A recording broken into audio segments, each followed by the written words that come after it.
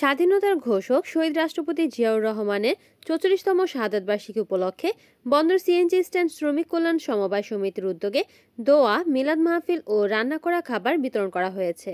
মঙ্গলবার ৩রা জুন সকাল ১১টায় বন্দর ১ নং খেয়াঘাটে সিএনজি স্ট্যান্ড শ্রমিক কল্যাণ সমবায় সমিতির সভাপতি পাপ্পুর সভাপতিত্বে ও বন্দর থানা যুবদল নেতা এবং সিএনজি স্ট্যান্ডের সাধারণ সম্পাদক হুমায়ুন কবিরের সঞ্চালনায় উক্ত দোয়া ও মিলাদ মাহফিল অনুষ্ঠানে প্রধান অতিথি হিসেবে উপস্থিত ছিলেন নারায়ণগঞ্জ ৫ আসনের সাবেক সাংসদ অ্যাডভোকেট আবুল কালাম।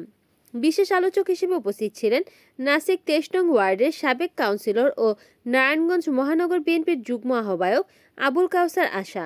এছাড়াও আরও উপস্থিত ছিলেন বীর মুক্তিযোদ্ধা আব্দুল জব্বার, আলী আকাশ, বন্দর সিএনজি মালিক সমিতির সভাপতি মোহাম্মদ আরিফুর রহমান, সাধারণ সম্পাদক ডালিম শিকদার, নারায়ণগঞ্জ মহানগর মুক্তিযুদ্ধ প্রজন্ম দলের সাংগঠনিক সম্পাদক সজীব হোসেন, কোষাধ্যক্ষ মোহাম্মদ আরিফ, মহিলা দল নেত্রী সানজিদা আক্তার পান্না সহ বিএনপি এবং অঙ্গ সংগঠনের নেতাকর্মীরা উপস্থিত ছিলেন।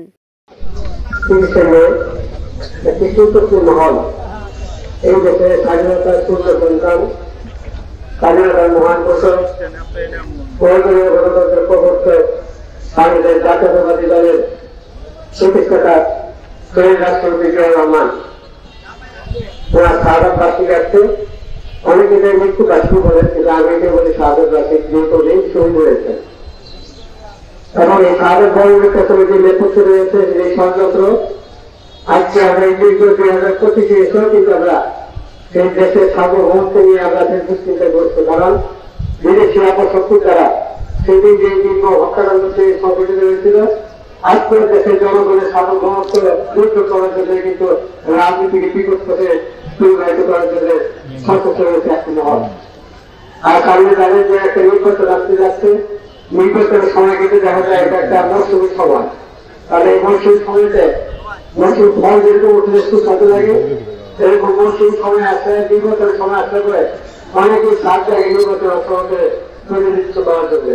কিন্তু তাদের মধ্যে রাজনীতি কতটুকু থাকে, সমাজ সচেতনা কতটুকু থাকে, জনসেবা কতটুকু থাকে, অংশগ্রহণ সেটা কিন্তু কোনো হিসেবে পাওয়া যায় না। কিন্তু বাংলার মতো সেদিন বাংলার বাংলার মতো সেদিন লোকের অভাব হয় না। কিন্তু এই যে দীর্ঘ সংগ্রাম ১৬ বছর আপনারা এখানে আমার সামনে যারা রয়েছেন, এখানে কি কেউ প্রতি আগ্রহ করতে পারবেন?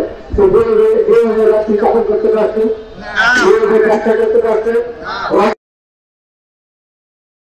রিপোর্ট করেছেন মেহেদী হাসান প্রান্ত, NN টিভি, নারায়ণগঞ্জ।